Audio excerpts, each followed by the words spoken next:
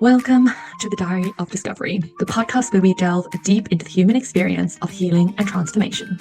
I'm your host, Jackie Clark, and each week we will sit down with inspiring individuals who have embarked on their own personal journeys of healing and self-discovery. From overcoming trauma to navigating life's challenges, our guests share their raw and honest stories, offering insights, wisdom, and hope to all who tune in. So grab your favorite cup of tea, find a cozy spot, and join us as we uncover the power of resilience, courage, and the pursuit of authenticity. This is the Diary of Discovery. Welcome back to the podcast, everyone. I am super excited to be talking to our next guest. And without further ado, could you tell everyone who you are and where you are in the world?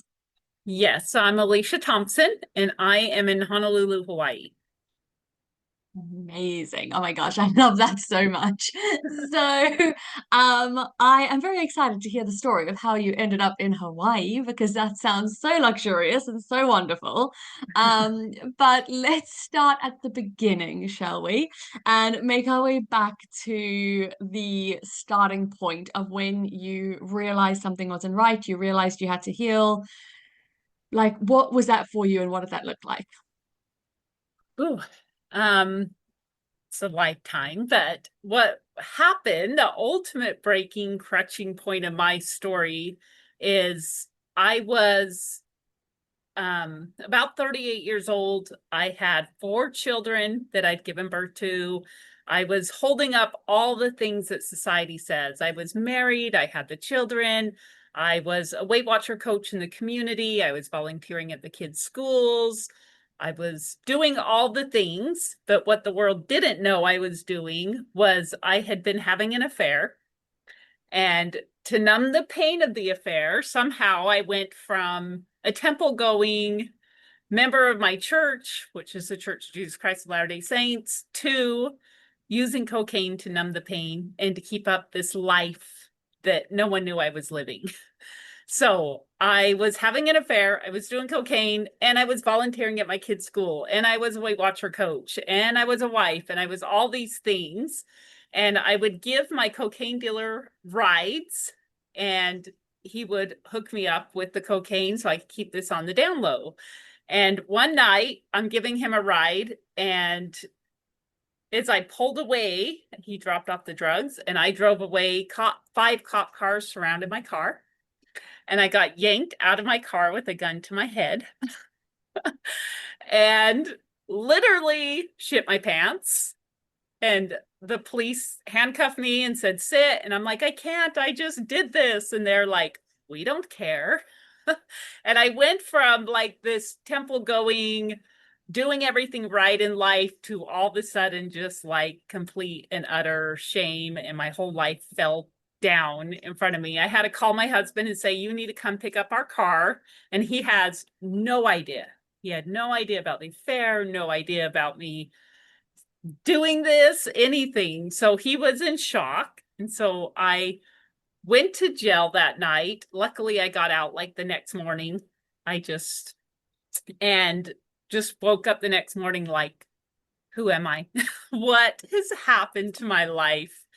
And it took a whole year of like being on probation and clearing everything up and trying to get back in life. And my husband turned to me and like the affair stopped, the drugs stopped because I wasn't ever really an addict. I was using it to numb, to keep up this facade that whatever was getting me through life. And it was about a year later and he turned to me and he's like, do you even love me? And I said, no, I don't love me. I would never have been here if I knew how to love me. And I obviously have not found that in our 17-year-old marriage, and I need to leave. And so I left the marriage.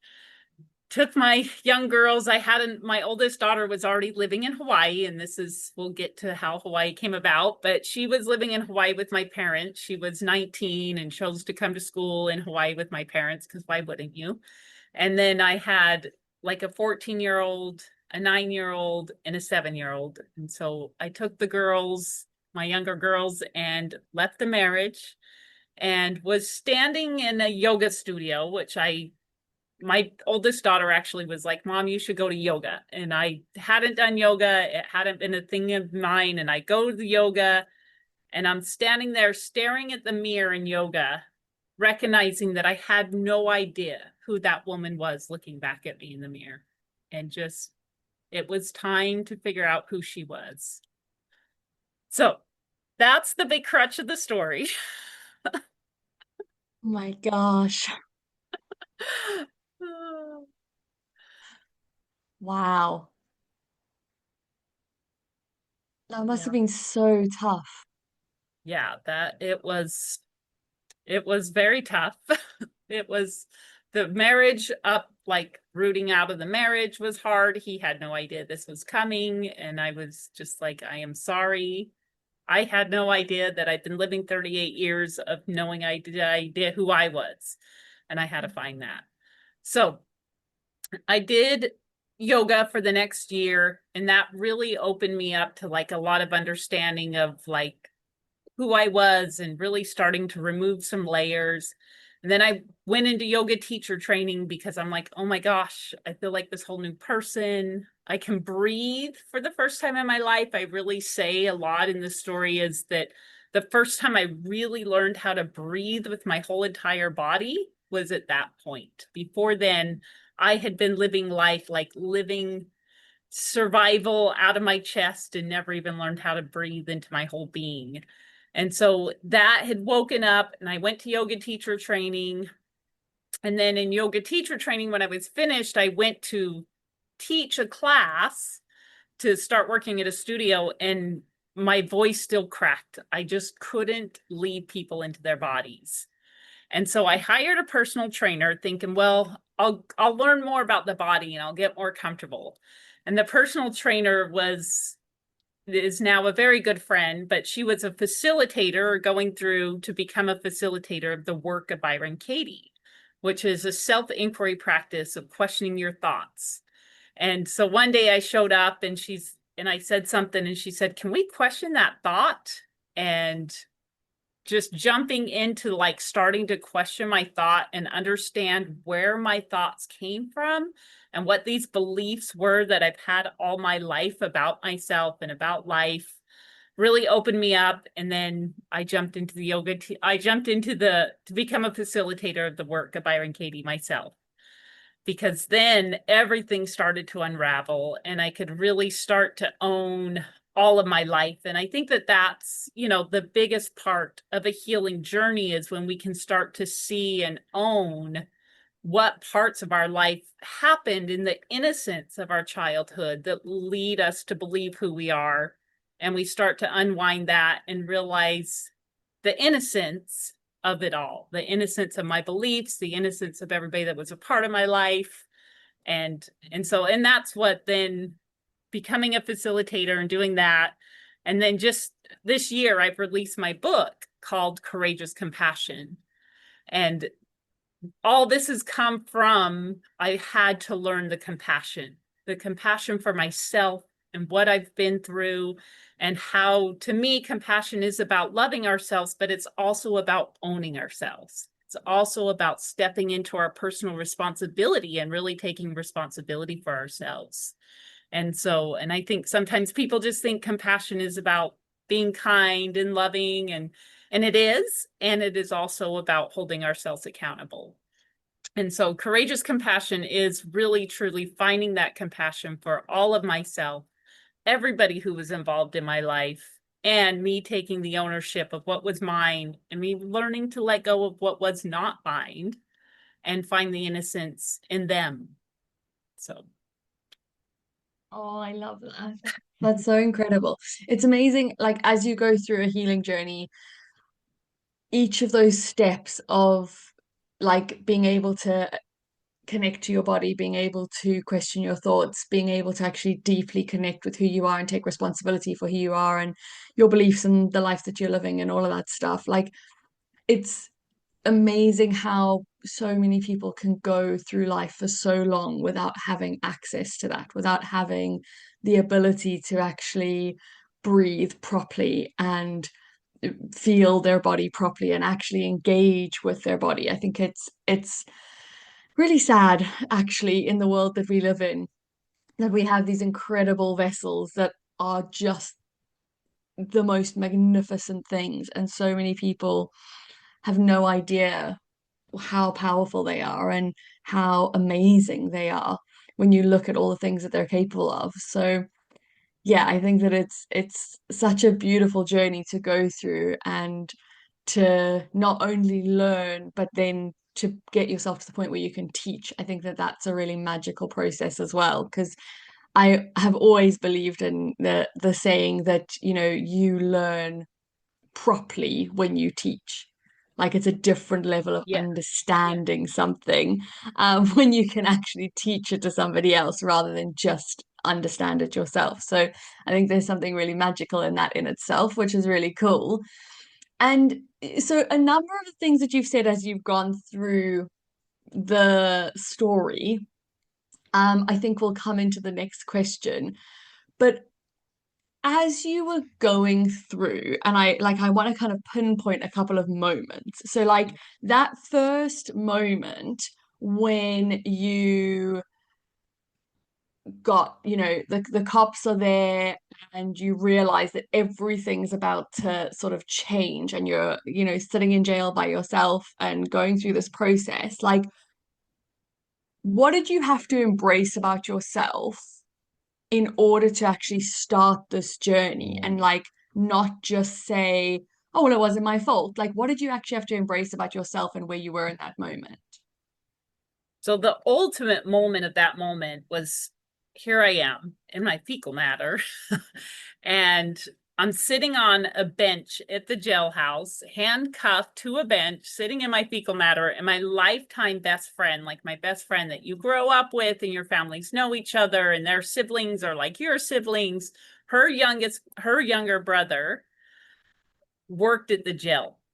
And so there I am sitting there handcuffed, and he walks up to me and just looked down upon me and didn't even say anything, just looked down at me.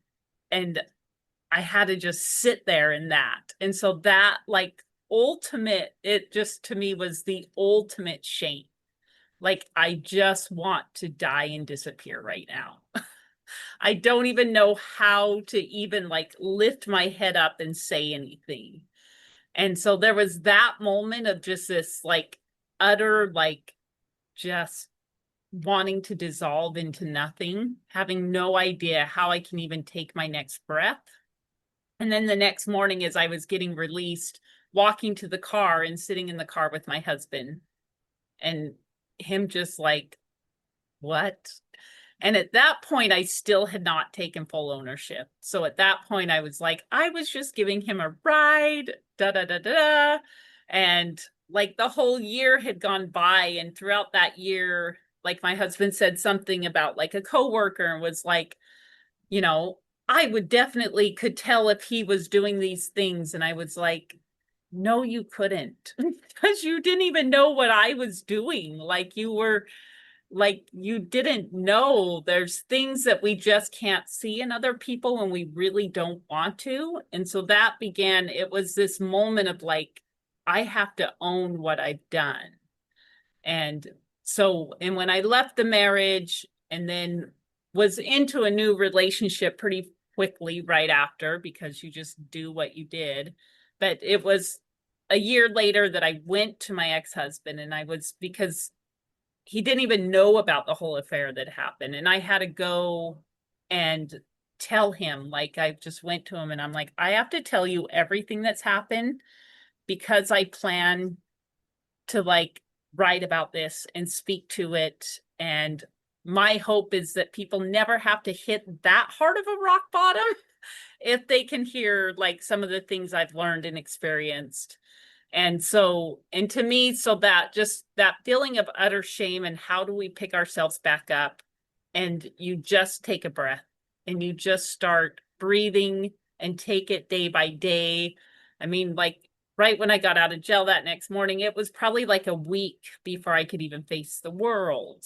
Like, you know, things, I think one thing the world doesn't teach us is how much time that we're allowed to give ourselves, that we need when we're healing. that there's no such thing as like, hey, I need to just like deal with this tonight and then get over it and be ready. And that's what we've done for so long that keeps us just perpetuating that same thing. And so I would say the biggest things from that is letting utter shame completely swallow me up and then somehow feel that and know that I can lift myself up out of that. And then just day by day, take one baby step forward in everything you need to take. But it's when we're willing to sit in that ultimate uncomfortableness and then still be able to take another breath and realize, okay, I've been here in this most uncomfortableness and I can keep going. And, you know, I obviously had a family and children that needed me to keep going. And so I had to, and I can understand where if people don't feel like they have those other things, if you don't have a lifeline, people, you know, to ever turn to, or that, you know, are going to need you to rise up, that could be really hard. So I don't know what that's like for somebody who doesn't feel like they have anybody in the world. And those are the ones that I hope have something and can find, I'm here. I would say to my daughters all the time, because now they're all adults, and I mean, this happened in 2012. So that was the other big purpose of my book, is like, I've taken 12 years to heal, and I don't think it takes 12 years to heal. And so my hope in my book, and my book is a chapter about something I went through, you know, telling this story and the things that happen. And at the end of every chapter are 3 journaling prompts to really help people dig in. And then the whole last chapter of the book is, you know, all of the therapies and exercises and breath works and all the things I've turned to that have helped me to give people guides. And that is really the purpose of my book, is like, you can, if I can find forgiveness and compassion being at this rock bottom, my hope is that you can too. And I believe you can. Actually, I have more than hope. I think hope gives us like this feeling of like, well, maybe it's beyond, well, maybe. And I would say to my girls all the time, where I was going with that is, if you wake up and you're still here on this earth, there's something in you beyond what we can put words to that says you have purpose, or you wouldn't be here. So there's always a purpose. And so really learning to tune into that in ourselves. Every moment that I still wake up, every moment that I can look outside and see the sun or see the moon, wherever the phase is in the day, like, you have purpose because you're here. And that is all the evidence you ever need to know you have purpose. And so, okay, I have purpose. Now, how do I start to clear the way and breathe through this purpose? How do I find that? And the purpose isn't like I have to go write a book or I have to go do something. Purpose is to exist, to be in your humanness. So I love that. Yeah, I completely agree with that. Like, so many people look for purpose outside of themselves. Like, there's some great thing that they're supposed to do while they're here. And don't get me wrong, some people are here to do great things. Some people are here to write books and, you know, move the world.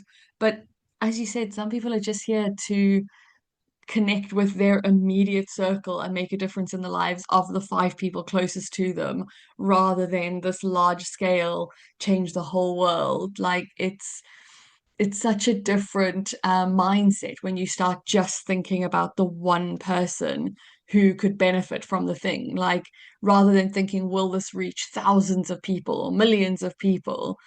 And I always say with the podcast, like, if only one person listens to an episode, and that is the right person who needs to hear that thing, it's done what it's supposed to. That's all that matters. Doesn't need millions, or, you know, it just needs to get to the person who needs to hear it, so that it can change their life and it can make their life better and make them feel like they can get through another day and can do the things that they need to. Because I think, especially when you're going through such big change, and it's not just change in like the physical of like divorce or relocations, or like some of the stories we've spoken to people, they've literally like moved their whole lives. Like, it's not those big changes, it's that change of belief, it's that change of who you actually are physically as a person and what you believe is possible for you. Like, those sorts of fundamental changes can be really, really hard. Like, they're not easy to do. So going through and surviving each of those days and being able to show up and be an example to other people of what is possible, I think it's just so incredible in itself. So I think, when people go through this process and they write books and they share their stories, whether on podcasts or on social media or in a book or a blog or however they do it, I think there's something so magic in healing yourself through the process, but also helping heal so many other people who can look at your story and go, actually, if somebody that is similar to me can get through this, then there's a chance, like there's something that I can do or like achieve.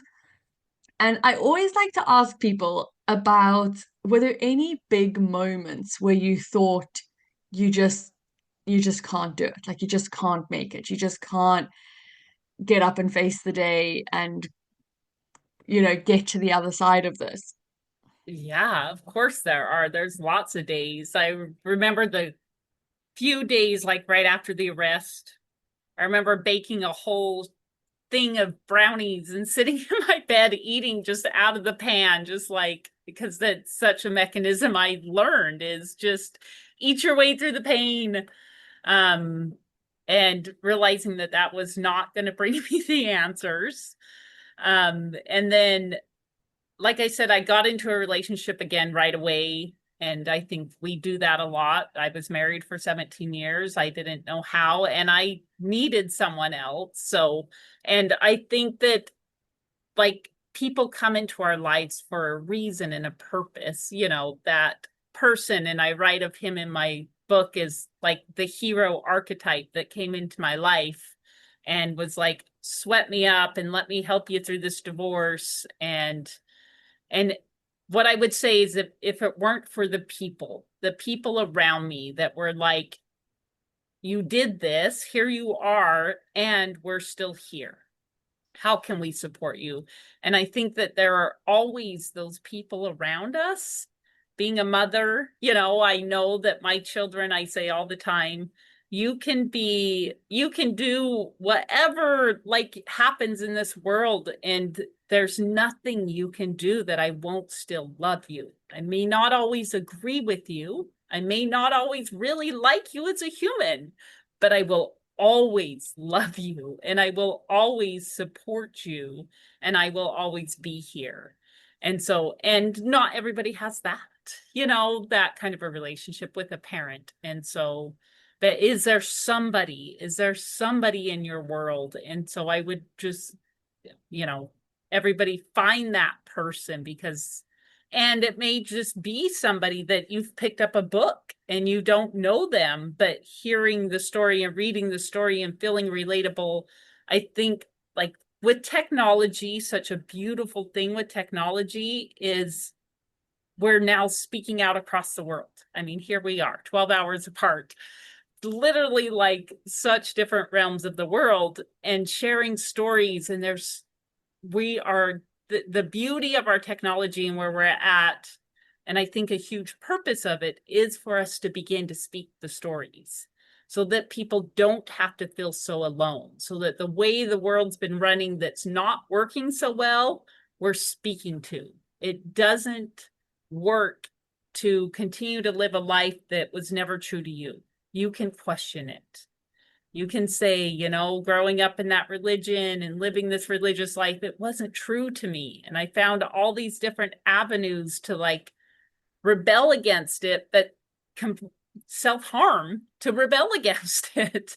So, and there's other ways around that. And so it's connection. Connection is the biggest key, is what I would say is the biggest thing when you've hit that rock bottom, is it's connection.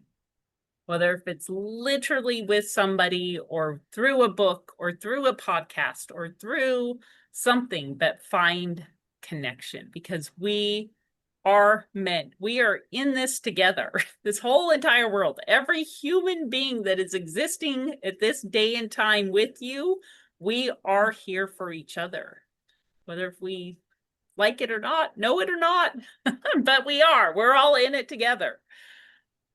So it's connection, I would say, is the biggest key. If for somebody that is in that low of lows and I just can't anymore, how can I find a connection?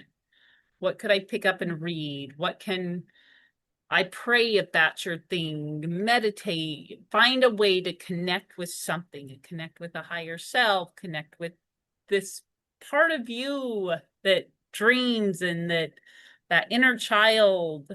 So, but find a connection. Absolutely.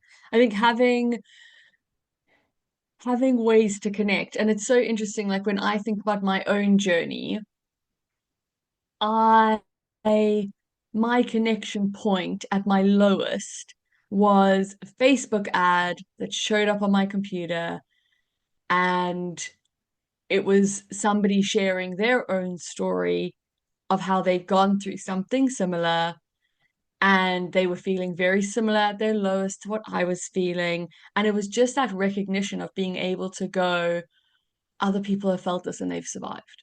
Other people have been through this and they've turned out successful. Like, other people have gone through this or worse and it's been okay. And like going through each of those like iterations, and like I'm always so grateful Facebook fed me that ad on that day when I needed to see it. Like, you know, it's one of those miraculous things, isn't it? When actually exactly what you need will find its way to you. And it always, like, I always notice that there's a massive shift in people when they go through this healing journey. And your beliefs and your outlook on life change quite dramatically as you heal, as you go from being, that person who was in that really hard place to being on the other side of it.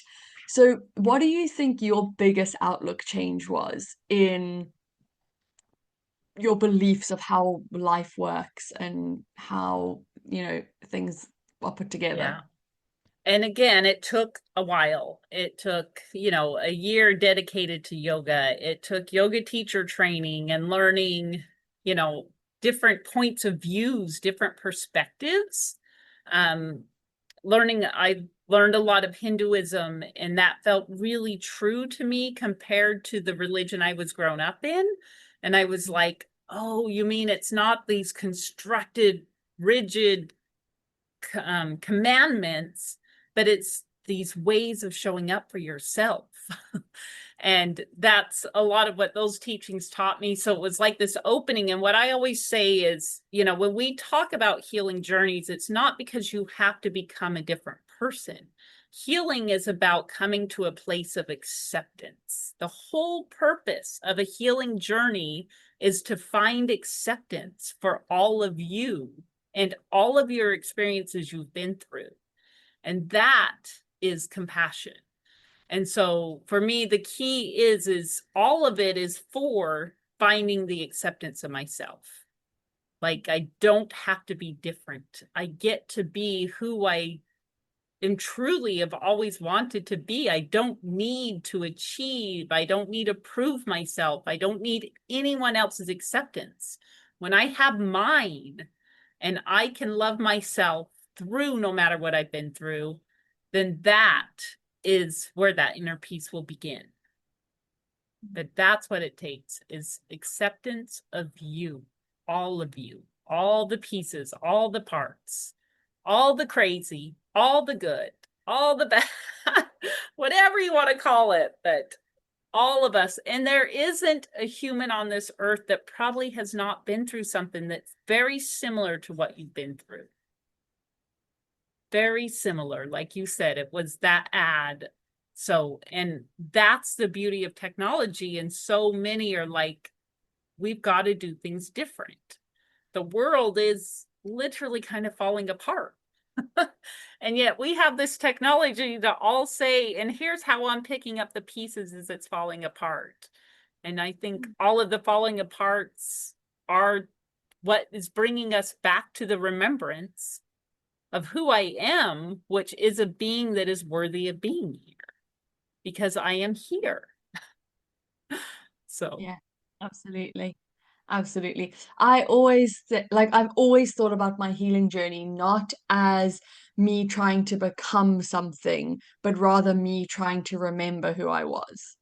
Like me yes. trying to go back to the version of me that was always the truth, that was, that's been hidden by layer and layer and layer of other people putting their beliefs on, or systems saying that this is how it should be, or religions, or whatever the things are. I think that Yeah. it's about coming back to who you are in essence, and that changes that dynamic so much. Rather than looking outside of yourself for the answer, you actually look within and you get to say, actually, this is who I am, and this is what I like, and this is what I stand for, and this is how I want to show up. And all of those things, like it dramatically changes the dynamic, doesn't it, when you're going on that journey of looking outward versus looking inward.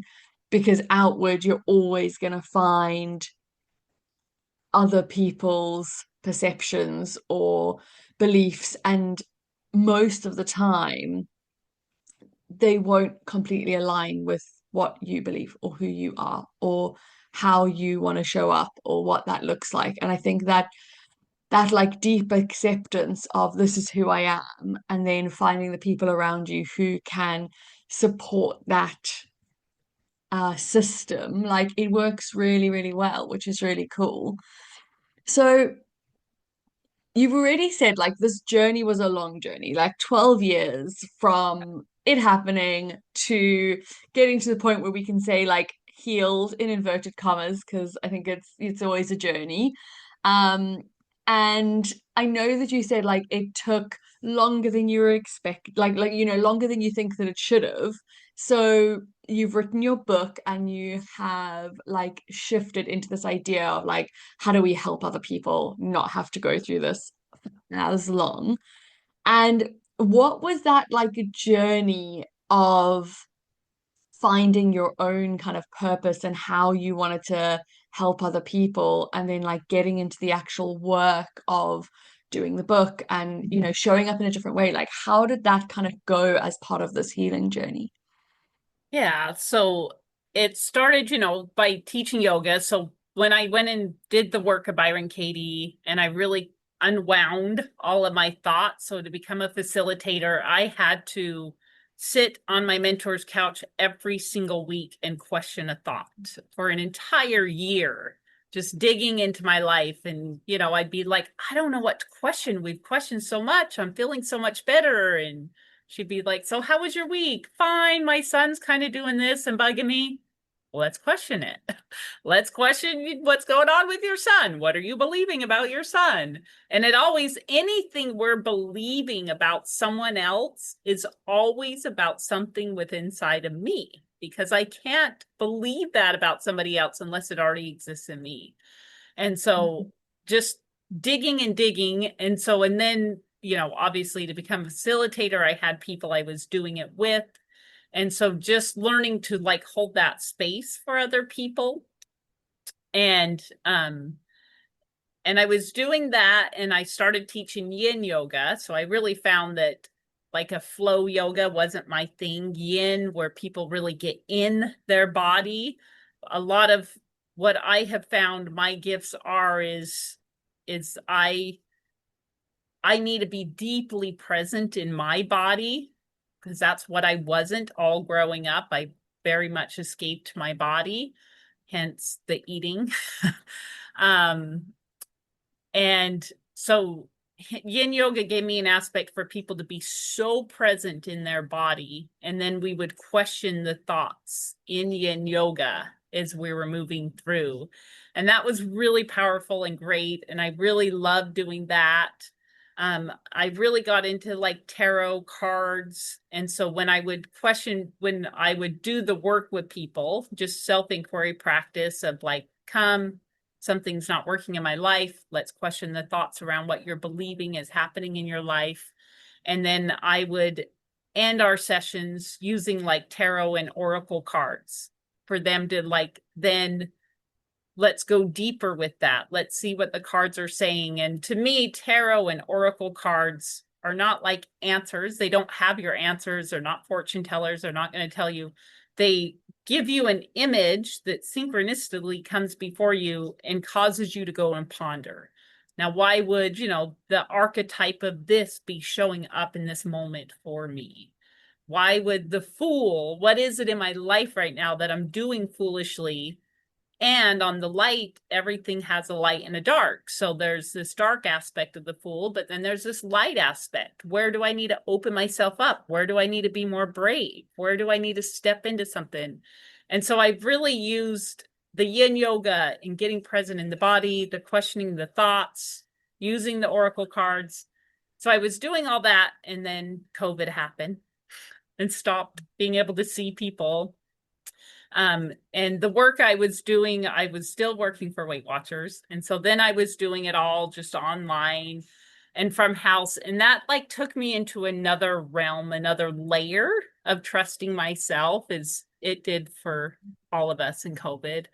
And that year, like most everybody can say, everybody went through pretty hard times. We all had, I think, layers that really caused us like, okay, you've gotten to this surface layer, you've gone through these layers of yourself, but it's going to go deeper now. And like that year, I was taking care of my friend's daughters while she went out of town. And one of her daughters attempted to take her life while I was there.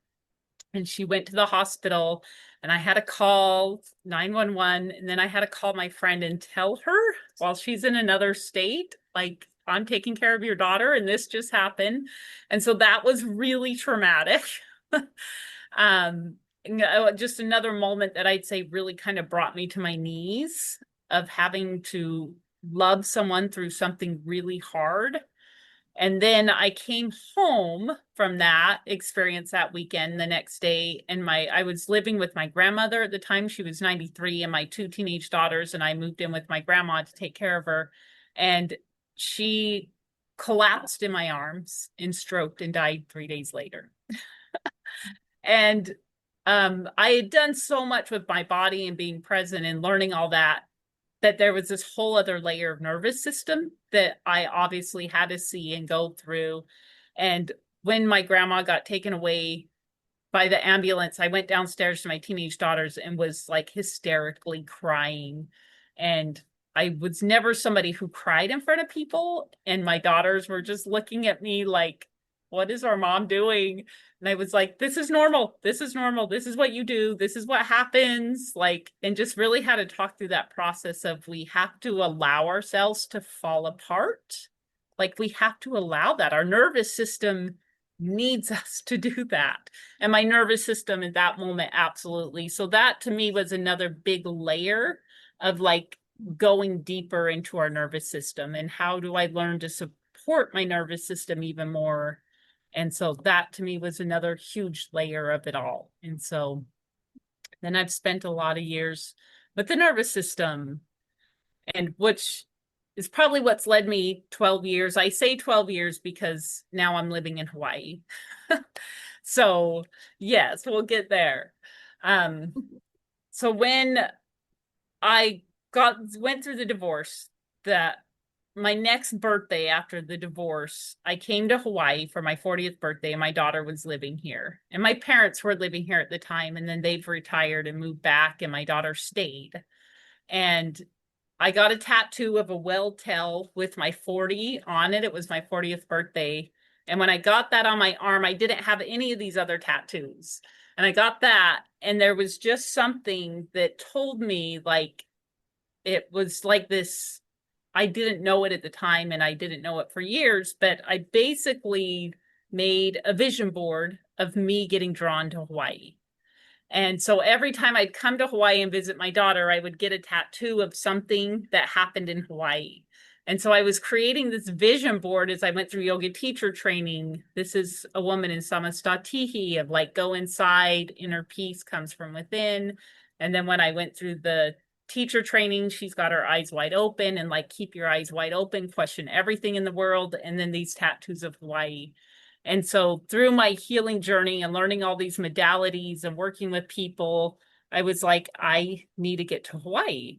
And so as soon as my youngest turned 18 and I felt like I had gotten myself to this place, I told my other 3 adult children in Utah, like, they didn't want to come with me. And I'm like, I'm going to Hawaii. I'm being called. I need to leave, and uprooted my life. And last year came to Hawaii. And so, and now I'm here with my oldest daughter and my 5-year-old grandson. And she's gone through a separation. She needed to separate, and going through all of that. And like, really here in this space of being a space holder, a protector of her and my grandson as they're going through this. And it's really taken a lot for me to be the calm, collective person that they need at this time to get through this, which if I didn't go through everything I would have gone through, I would not be able to be doing what I am doing right now for them at this time. So it's amazing how these things happen and events happen in our life and teach us. And if we're willing to learn and we're willing to go in, and like you said in the beginning, if you really want to learn something, teach it. Like, get enough of it, like tarot cards. I mean, I started to play with them with myself and ask the questions and go deeper, and then with friends, and then doing it with clients. And the next thing you know, like, I mean, the cards, I just am holding the space. But the cards do what they do, but it builds a trust. And that's where I was going with all that, is all of this builds a trust of ourselves. And the more trust we have, the more we accept who we are, the more we can serve in the world. And that, to me, is what it's all about. Oh, I love that. That's so incredible. It's like, it's so amazing when you follow that intuition of where you're supposed to be. So myself and my husband were in the UK for, I was there for 14 years, he was there for 15 years, and we decided to move back home to South Africa. And it was one of those decisions that happened so swiftly, Oh, and the decision was made after years of it not even being on the table or not even being a thought. And then within 4 months, we were home. And like, it was just so spectacular to see that process unfold of, this is where we're supposed to be. And I think it was very much, this is where I was supposed to be. Like, it was very much like a me driver. But I think it's so amazing when you actually listen, when you actually listen to the intuition, you listen to your body, you listen to your nervous system, you listen to what's going on, because it knows, like, it will guide you. Your body knows, and your body knows more than we give it credit for. So I think that that's like really amazing to be able to go through that and show up in that way for yourself, but then also have the ability to then show up for your daughter and your grandson, and like, being able to do all of those things, like, it's just so amazing. And I guess, like, my question is always for people, like, what would the advice be? So for somebody who is hitting rock bottom, who is, going through whatever it is they're going through, whether it's divorce, whether it's drugs, whether it's just, not feeling like they are truly themselves. Like, it doesn't even have to be anything dramatic. It could just be yeah. not feeling connected. Like, what would your advice be for somebody as they start going through this process of, like, saying, okay, I'm gonna heal. Like, this is what it's about. And I would say, so what we've kind of gone through all of this, just to summarize all that, is I need to heal. I need to figure out who I am. The only reason we're not living a happy life is because we're living a life that isn't true to us. And there's things that are in the way. So let's start to unfold what that is. So the healing is, how do I begin to accept me? How do I begin to accept what I've been through? How do I begin to accept where my life is? And so just journaling, questioning, being willing, surrendering, ask people around you, like, What are my gifts? Who am I? How do you see me? And like, let people tell you, and then you go in and question off of that and just continue and get curious. I mean, if you look at a young, like 2 or 3 year olds in the world, and they're before their shame and guilt and anger and all these emotions that then make us hide and not feel safe in the world, because that's all it is we don't feel safe. And so we're putting on these armors and these layers to feel safe and feel like I need to be what the world needs me to be. And so to remove those and take us back to that innocence of like curiosity and openness and, you know, so layers, healing, to finding the acceptance of yourself, to getting in tune with your body. Like your body, this thing will always guide you if you're listening to it. Nobody has the advice for you that your body will tell you if you build that relationship with your body. And then, like you said, then we can hear the intuition. And if I'm listening to intuition, if I'm listening to that signs of my body and my, like something in my heart just pulls me, and then I say yes to it, like, yeah, maybe we should move back home. And next thing you know, it's like boom, boom, boom, boom, boom. 4 months later, I'm back home. How did this even happen? 4 months ago, I saw no way. And it just happens because I said this yes, inside of myself. So allow your body to start to guide you. And we hear it a lot today. I think a lot of people are talking about nervous system, because we need to calm our nervous. I can't listen when I'm like trying to deal with everything in the world. So calming the nervous system, breathing, starting to build that trust with the body. And once I have that trust with my body, then I'm going to have the trust in my intuition. And then life just starts to guide me. And I'm no longer looking for a purpose because I'm constantly guided into it. Oh, I thought I was coming to Hawaii because I wanted to live in Hawaii. Well, there's that too, but I can also see this greater purpose is I needed to be here for my daughter and my grandson in a layer I never even knew was going to be what I needed to be here for. And it's hard. Like mine and my daughter's relationship is different than it's ever been. And we've kind of gone through hard things. We hadn't lived together for 12 years and we're living together, and it's not the easiest thing, but I can see it all unwinding and I'm trusting it. And that's the key word of all the healing, all the acceptance, all the nervous system, all the body. All this is about the ultimate thing of trusting yourself, trusting you're being guided, trusting when to say yes, trusting when to say no, and just know it will all work out, because it always has, because here you are. As much as it may suck, but it has, because here you are. So the bottom key line is trust, and it starts with a willingness to heal, and it starts with a willingness to find acceptance, and then building those other things. Amazing. I love that. It's so, yeah, I completely agree. I think being able to, there's like a level of surrender where you've got to trust that you can feel all of the things and survive. You can go through all of the things and it'll be okay. Like there's a level of trusting yourself that you'll be able to make it out the other side and it'll be okay. And that takes time. Like it's not an instant, oh, this bad thing happened and now I'm just going to trust myself to do this. Like it definitely No. takes time to go through. So I think that that's really, really amazing. And I always like to end the podcast by asking people, like, what is your next level of healing? What is the next level of focus for you as you go through this journey?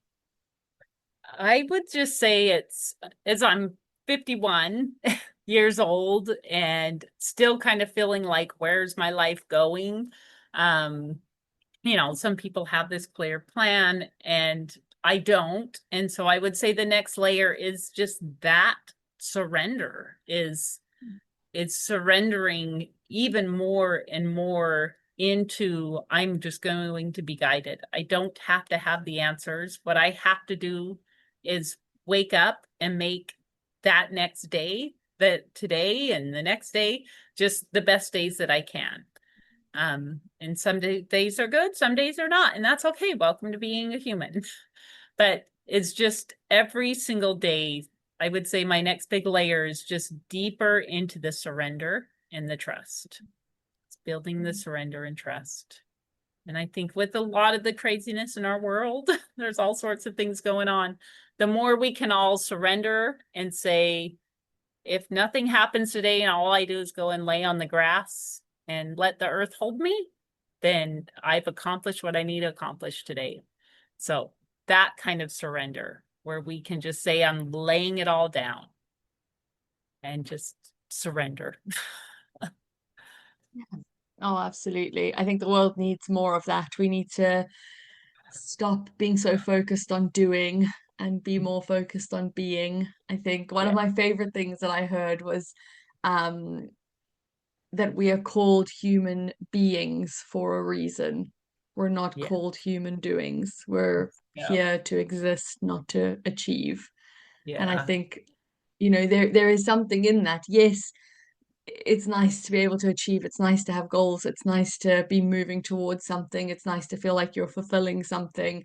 Like all of that is good, but it shouldn't come at the cost of just being and accepting who you are and how you show up in the world and what that looks like. I think that there's something so magical in that process, which is really, really amazing. And I just want to say thank you. Like, thank you so much for coming, for sharing. Obviously, we'll link to your Instagram, we'll link to the book so that people can, get their hands on a copy and dive into that in more detail. We're always so grateful for everyone who comes on and shares this journey and shares their story to try and help other people. So thank you so much for taking the time and coming and sharing your story with us. Yes, thank you. It was wonderful to meet you and wonderful to be here. I really appreciate it. Thank you. Thank you for listening to another inspiring episode of The Diary of Discovery. If you found value in today's conversation, don't forget to subscribe to the podcast and share it with your friends, family, or anyone else you think might benefit from the stories of hope and transformation. Your feedback means the absolute world to us, so please take a moment to leave a review on your favorite podcast platform. Your reviews help us to reach even more listeners and continue to bring this meaningful content to the world. Until next time, remember, your healing journey is valid. You are never alone, and you have the strength to get through this. Keep shining bright, and we'll see you in the next episode of The Diary of Discovery.